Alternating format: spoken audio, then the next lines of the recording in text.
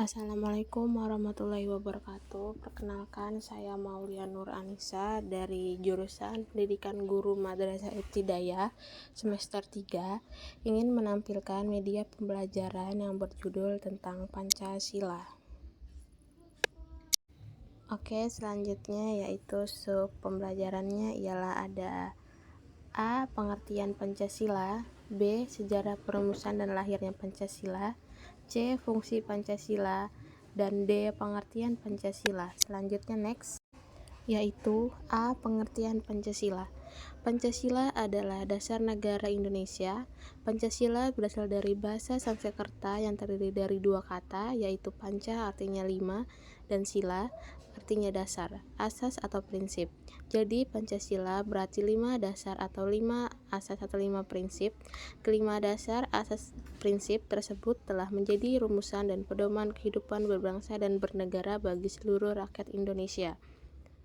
Pancasila dijadikan sebagai dasar negara Indonesia berdasarkan pernyataan dalam pembukaan Undang-Undang Dasar 1945 alinea keempat bahwa negara Republik Indonesia yang berkedaulatan rakyat dengan berdasarkan kepada ketuhanan yang Maha Esa, kemanusiaan yang adil dan beradab, persatuan Indonesia, kerakyatan yang dipimpin oleh hikmah kebijaksanaan dalam pemusyawaratan perwakilan, serta dengan mewujudkan suatu keadilan sosial bagi seluruh rakyat Indonesia. Oke, selanjutnya next. Selanjutnya, sejarah perumusan dan lahirnya Pancasila. Dalam upaya perumusan Pancasila sebagai dasar negara yang resmi, terdapat usulan-usulan pribadi yang dikemukakan dalam Badan Pelidik Usaha Persiapan Kemerdekaan Indonesia, yaitu Muhammad Yamin merumuskan 5 dasar saat berpidato pada 20/19/1945. Rumusan tersebut diantaranya ialah pri kebangsaan, pri kemanusiaan, pri ketuhanan, pri kerakyatan, dan kesejahteraan rakyat. Ia mengatakan bahwa kelima sila yang dirumuskan itu berakar pada sejarah, peradaban, agama, dan hidup bertatanegaraan yang telah lama berkembang di Indonesia. Namun Muhammad Hatta dalam memorinya meragukan pidato Yamin tersebut. Pancasila oleh Soekarno yang dikemukakan pada tanggal 1 Juni 1945 dalam pidato tersebut yang kemudian dikenal dengan judul Lahirnya Pancasila. Soekarno mengemukakan gagasan dasar negaranya yang ia namakan Pancasila. Setelah rumusan Pancasila diterima sebagai dasar negara secara resmi, beberapa dokumen penetapannya ialah: 1. Rumusan pertama, Piagam Jakarta, Jakarta Charter pada tanggal 22 Juni 1945. 2. Rumusan kedua, Pembukaan Undang-Undang Dasar 1945 pada tanggal 18 Agustus 1945. Ketiga, rumusan ketiga, Mukadimah Konstitusi Republik Indonesia Serikat pada tanggal 27 Desember 1949. 4. Rumusan keempat, Mukadimah Undang-Undang Dasar pada tanggal 15 Agustus 1950. 5. Rumusan kelima. Rumusan pertama menjiwai rumusan kedua dan merupakan suatu rangkaian kesatuan dengan konstitusi, merujuk dekret Presiden pada tanggal 5 Juli 1959. Setelah dilakukan perubahan pada rumusan sila pertama menjadi ketuhanan yang Maha Esa, akhirnya alinea keempat dari naskah Piagam Jakarta dijadikan dasar negara bersama Pancasila, yaitu 1. Ketuhanan yang Maha Esa, 2. Kemanusiaan yang adil dan beradab, 3. Persatuan Indonesia, 4. Kerakyatan yang dipimpin oleh hikmah kebijaksanaan dalam permusyawaratan perwakilan, 5. Keadilan sosial bagi seluruh rakyat Indonesia. Oke, selanjutnya next. Selanjutnya C. Fungsi Pancasila. Secara umum, fungsi dan peranan Pancasila dijelaskan dalam TAP MPR nomor 3 MPR 2000 tentang sumber hukum nasional dan tata urutan perundangan.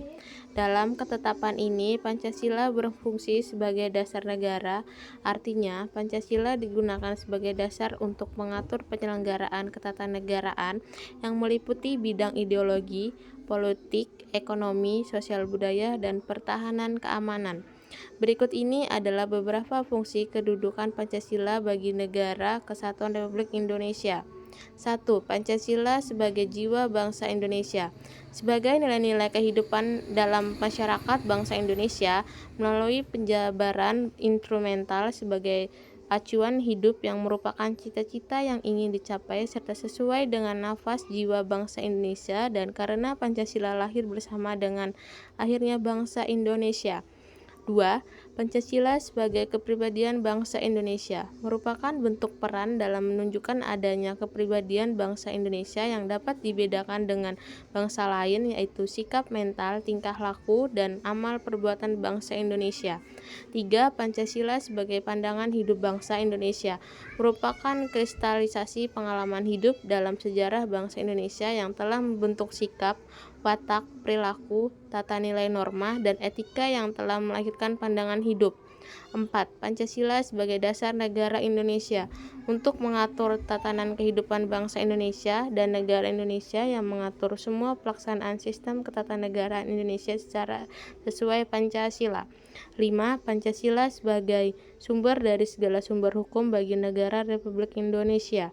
Sebagai segala sumber hukum di negara Indonesia, karena segala kehidupan negara Indonesia berdasarkan Pancasila, itu juga harus berdasarkan hukum. Semua tindakan kekuasaan dalam masyarakat harus berlandaskan hukum. Selanjutnya ialah D. Pengertian Pancasila menurut para tokoh. Yang pertama, I.R. Soekarno.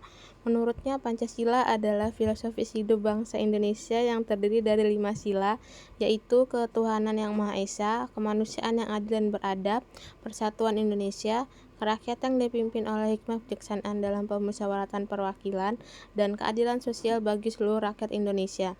Ia menjelaskan bahwa Pancasila bukan hanya sekedar dasar negara, tetapi merupakan panduan moral yang harus dijadikan pedoman dalam kehidupan berbangsa dan bernegara. 2. Muhammad Yamin. Menurutnya, Pancasila adalah rumusan yang menggambarkan cita-cita dan tujuan perjuangan bangsa Indonesia. Ia menekankan bahwa Pancasila memiliki arti yang mendalam, yaitu menjunjung tinggi hak asasi manusia, keadilan sosial, persatuan, dan kesatuan bangsa. Bagi Yamin, Pancasila adalah cerminan yang sangat perjuangan kemerdekaan yang harus dijaga dan diperjuangkan oleh rakyat Indonesia. 3. Yaitu Ali Sastromitjojo. Menurutnya, Pancasila adalah landasan dan sumber hukum tertinggi di Indonesia. Ia menganggap Pancasila sebagai konstitusi yang bersifat fleksibel dan dapat menyesuaikan dengan perkembangan zaman. Ali Sastromitjojo juga menekankan bahwa Pancasila adalah landasan bagi pembentukan lembaga-lembaga negara dan sistem pemerintah yang berkeadilan. 4. Dr. Rajiman Widyoningrat. Menurutnya, Pancasila adalah hasil sistemasi nilai-nilai budaya Indonesia dan konsep-konsep perjuangan nasional yang terbentuk selama ribuan tahun. Ia menggambarkan Pancasila sebagai suatu ideologi yang mencerminkan kepribadian dan identitas warga Indonesia.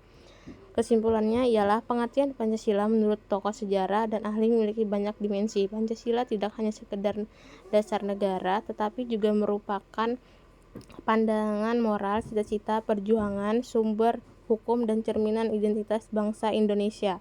Dengan pemahaman yang mendalam tentang Pancasila diterapkan, kita dapat menjalankan nilai-nilai yang terkandung di dalamnya dalam kehidupan sehari-hari, sehingga tercipta masyarakat yang adil, beradab, dan berkeadilan sosial. Selanjutnya kesimpulan, yaitu Pancasila merupakan falsafah dan dasar negara Republik Indonesia sebagai pedoman bagi segala kehidupan bermasyarakat, berbangsa, dan bernegara bagi seluruh rakyat Indonesia. Pancasila terdiri dari 5 sila yang mengandung nilai-nilai di dalamnya. Nilai-nilai tersebut diwujudkan sebagai pengamalan dalam kehidupan masyarakat. Seiring dengannya arus globalisasi, penerapan nilai-nilai kian meningkat, dan kita sebagai rakyat Indonesia patuh akan moral Pancasila. Sekian, terima kasih. Wassalamualaikum warahmatullahi wabarakatuh.